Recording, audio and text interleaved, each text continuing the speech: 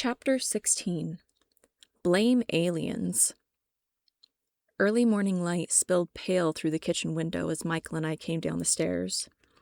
The light carried that thin, washed-out quality of dawn, where every shadow looked half asleep. My feet slapped against the cold floor as the AC hummed softly. Walking bleary-eyed to the coffee maker, I got it prepped, turning on the machine and praying for it to drip faster with a yawn. The metallic faint scent of old coffee grounds mixed with the comforting hiss of brewing. Michael held open his arms and I leaned into his embrace, breathing in his citrusy musk. Placing a kiss in my hair, he gave a contented sigh. The dream lingered like mist in the back of my mind. Celine's voice looped. "He will haunt all touched by the first sin." I tried to decipher it. What did she mean by first sin? Was she talking about the vampires Nicola turned? Davos 10? Or other vampires? And did that mean that whoever I needed to find would hunt not only mortals, but our own kind as well? I licked my lips, still tasting salt from the sea. I didn't want to believe in prophecies, but Celine's words always arrived with precision, not poetry. "Hunts all touched by the first sin." Anton's, Sila's, and Michael's faces slid through my vision as I worried. I couldn't tell if it was prophecy or if it was just my own mind shaping fears into myths. I mean, the words hadn't seemed like something I'd dreamed up, but it was a dream, so who was I to really say? The sense of coffee blended with something familiar, anchoring me to the present. I glanced around the kitchen as we waited for coffee to finish dripping, and my eyes caught on something. Someone had gotten a bouquet of flowers, including red roses. They stood in a vase on the counter, the floral scent taking my thoughts back to the seaside cliff balcony, to the words I couldn't unhear. The petals caught the morning light like embers, and I reached out, touching their velvety softness. Figures. Even here, among coffee and sunlight, she'd leave her scent behind. A hand at my waist brought my attention back to Michael before his words did. "Well, someone rose to the occasion with these, didn't they?" I gave him a bone-dry look, causing him to laugh. His joy cracked a smile on my face as well. Sila and Anton both came down the stairs, Sila starting the kettle for her morning tea while Anton went over to the TV, tuning in to our local news.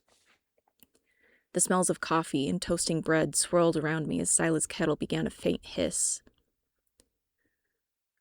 "Rain forecast for Seattle. Shocker," Anton said as he watched a map of cold and warm fronts moving across. I relaxed for a split second, savoring the illusion of normalcy. It felt like any other morning, until it didn't. After the segment about the weather, the anchor on the TV pivoted in her seat to face the camera. In a tone that was overly polished, bright, and detached, she started. "The incident this last weekend at the Sirens of Spring has officially been classified as a mass psychogenic episode, with the cause of said psychogenic episode still to be determined." I froze midway through pouring my coffee, hands trembling, nearly spilling over the top of my mug. A hot drop of coffee landed on my knuckle and I hurried to stick it in my mouth, trying to suck away the pain. The kettle on the stove whistled loud and shrill, utterly oblivious to the gravity of what was on screen. What did she just say?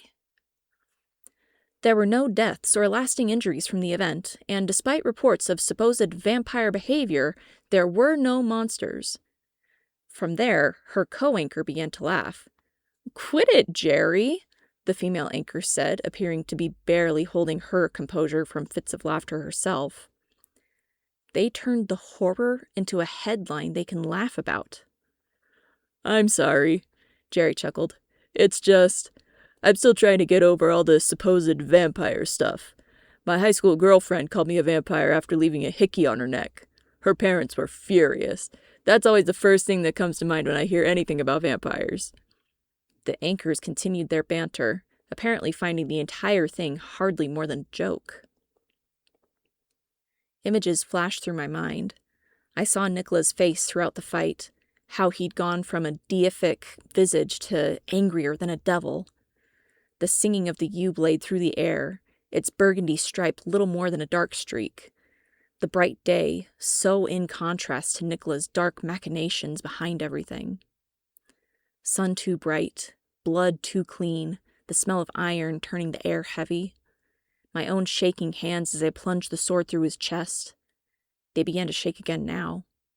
His expression still burned behind my eyelids, frozen somewhere between wrath and surprise. Was it justice? Or just survival? Did it even matter? The coffee in my mug rippled like a tiny earthquake. I killed him. No matter how evil a person he was, I killed. The truth sat in my chest like glass refusing to dissolve. Anton lowered the volume on the TV, muttering something about the anchor's voices being grating. Sila glanced over but said nothing, pretending not to see my tremoring. My stomach felt full of lead. The weight was so heavy I was sure I'd sink. I tried to focus on the mug's warmth and the sound of the ice machine churning cubes over. My mouth tasted bitter. Not the coffee, but the memory. Anton entered the kitchen, his hair so tousled he could have been imitating Einstein. Half amused, he stated, "Humans can't accept what doesn't fit their narrative. It's safer to call it madness." He'd said it lightly, but I could feel the fatigue behind it. His tone shifted between humor and melancholy, as if centuries of hiding had taught him the futility of arguing with disbelief. We'd all lived long enough to know that safety and ignorance often wore the same face. He went over to the espresso machine, gesturing to it with a hand like a philosopher punctuating a lecture. "Who all wants one?" I raised my hand, being the only other one who wanted an extra shot of caffeine this morning. He filled the portafilter with grounds, compacting it before attaching it to the espresso machine. It didn't take long for the shots to brew, machine humming warmly, and I added mine to my coffee while Anton drank his like the little shot it was. The roasted scent was rich, and it tasted delicious. Anton's slippered footsteps stilled as he leaned against the counter. Sila finished preparing her tea, adding cream to it before stirring and blowing gently over the top. Her spoon clinked softly against the sides of the ceramic. Rain tapped faintly at the windows. The kitchen felt like a sanctuary, trying to remember what peace was supposed to sound like. Her robe hung open, showing a cute pink pajama tee and short sets underneath. The oversized top hung over her shoulder. She took a careful sip of her tea before chewing on her lip, like she had something to say. After a few more moments of contemplation, she said gently, "Maybe it's better this way." Her voice carried warmth, even through her worry. Her calm was like balm and salt at once. I wanted to believe her, but we were already seeing what hiding cost. "What do you mean?" Michael asked, taking a drink, his other hand settling on the counter behind me. His ruffled hair normally would have had me halfway to swooning, though today I more noticed the mundane comfort of everyone in soft clothes.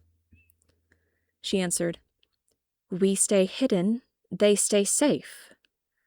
I drank my coffee, wincing at the burn as it went down my throat. Who's it really safe for? I didn't voice my thoughts, unsure if I really wanted the answer. Images from that day swam through my head of the victims forgotten by the morning headlines. Sure, no one had died, except Nicola, but so many had been fed upon. The sight of vampires attacking innocent civilians, the fear and panic, all of it completely disregarded. I hid behind my mug, the steam fogging my vision, giving me an excuse not to look anyone in the eye. Maybe it was easier to let them believe in madness than to admit monsters walk to work beside them. Michael's hip leaned against the counter, his tone soft but teasing. He bumped my arm, wiggling his brows. "At least they didn't blame aliens." Everyone chuckled, the sound of it filling the kitchen like sunlight. Brief, bright, and gone too soon. I managed a weak smile that didn't hold. I hid it behind my mug, not wanting to worry anyone. It lingered as a mask, my thoughts catching on the gnawing truth that the world kept moving as if nothing had happened.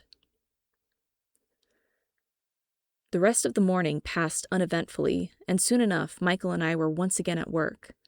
Fluorescent lights buzzed above our heads, and for the most part everything was normal.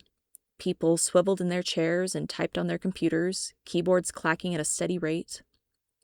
The air conditioning droned, and the faint smell of toner mixed with the smell of someone's reheated lunch.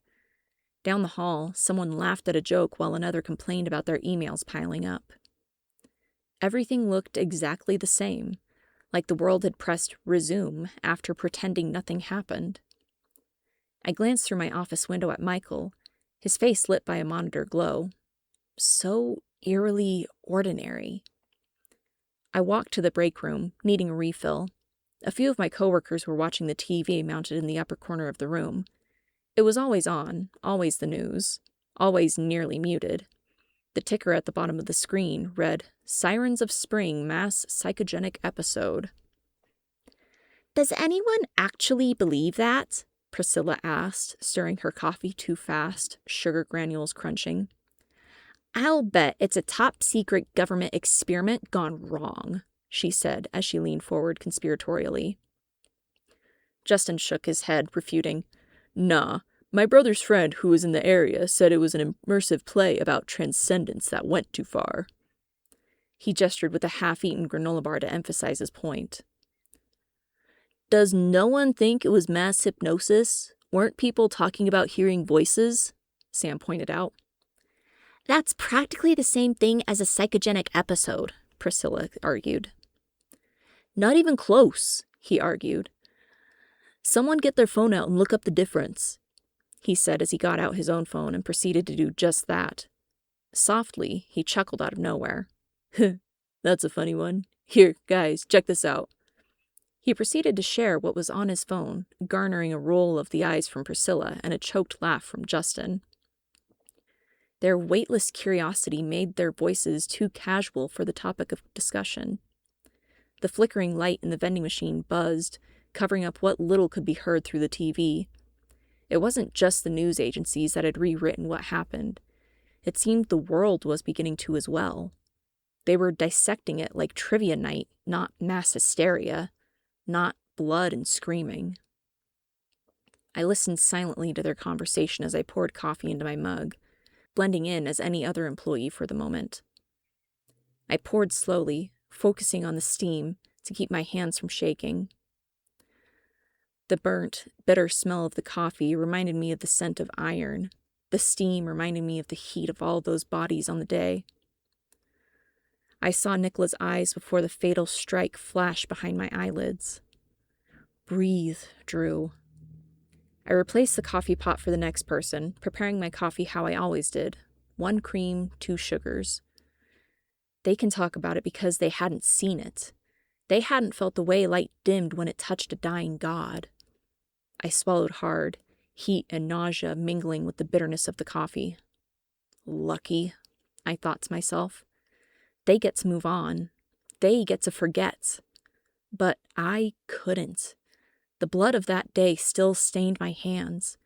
Even if I hadn't attacked any of the civilians, I hadn't stopped Nicola in time. This was still mine to carry. For me, the world rewrote itself overnight. For them, the edits just didn't take. I glanced at my reflection in the break room window. The fluorescent lights made my skin look almost too pale. The mug cooled in my hand. Anchors spoke almost muted from the TV. The world carried on, as if nothing had burned. After work had completed for the day, Michael and I drove back home to Anton's, the evening light turning gold and gray as we left the city behind. The drive didn't feel all that long anymore, now that I was used to it. The hum of the tires over wet pavement harmonized with the rhythmic hum of the wiper blades keeping time. The city blurred into watercolor streaks of amber and violet behind the rain-speckled glass. Maybe it wasn't that distance felt shorter, but that the weight between places had changed. Michael squeezed my fingers as he held my hand, his elbows resting on the center console of the car. He entertained me with stories of the floor from today that I hadn't been aware of. "I swear that's what he said," he laughed. "You're kidding. You have to be. There's no way Quiet Hector would have cussed at work. He really said fucking hell?" "I'm telling you, Hector's got a mouth on him, and it's freaking hilarious." Saying this of the short Hispanic man who was very devoutly Catholic definitely caught me off guard, and for a fleeting moment I forgot about the sirens of spring. We got home soon enough, parking and going inside. A delicious aroma floated from the kitchen. Anton had made rosemary chicken and roasted vegetables, comfort food for a dreary day. Sila had made cinnamon rolls for dessert, and by the end of it all I was thoroughly full. Laughter floated from the kitchen afterward, sounding faint, like a memory overheard. My body relaxed, but my mind didn't. The peace only sharpened my unease. I found myself sitting alone by the large bay window. City lights flickered through the drizzle on the glass. The window carried the city like a painting, distorted by rain, but still reaching for light. I held a throw pillow on my lap, fingers idly playing with the tasseled edges. The window beside me was chilled, radiating the cold toward me, though it really couldn't bother me now. I saw my reflection faintly overlaid with the nightscape of the forest and the city beyond. Human and not, ghosting between worlds. "He will call it salvation," Celine had said. But what does that mean? The word salvation made me think of churches and organized religion. Did vampires go to church? The idea seemed so hypocritical now that I had become a vampire. I thought about Anton's monk costume at the Ren Fair, how he was basically scoffing at divinity the whole time. But if monsters could seek salvation, did that make the word holy or hollow? He will call it salvation. Maybe I already have, I muttered under my breath. My fingers stilled, startled at myself for having actually said it aloud, even if no one else heard it. The words hung heavy as a chain around my neck, unanswered. I watched as a car passed on the road outside, its rear lights flashing crimson. Life moving on, unaware. Inside, I felt caught between two worlds. One that denied monsters existed, one that knew I had become one. Between the gold of lamplight and the gray of the drizzle, I waited for peace to feel like something I deserved.